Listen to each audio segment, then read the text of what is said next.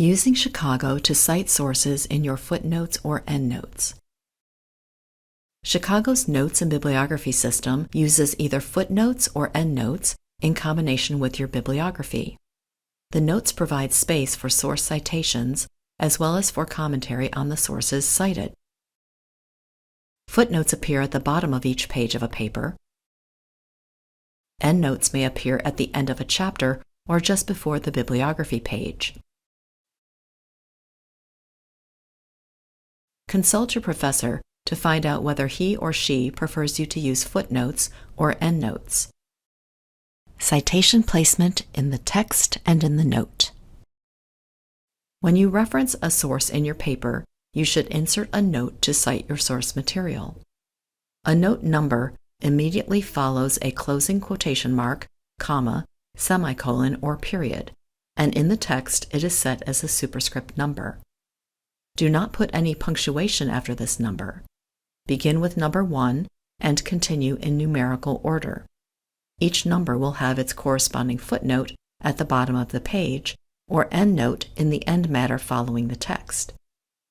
In the note itself, the number is full-sized, not raised, and followed by a period.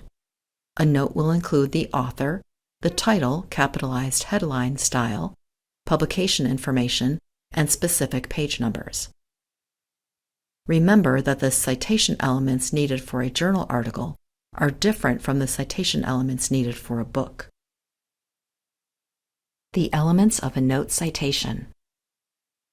When creating a footnote or endnote for a journal article, you will include the following elements: the author's name in first name, last name order, comma, article title in quotation marks with a comma, journal title in italics, volume number, comma, issue number, year in parentheses followed by a colon, and the specific page numbers for the cited material.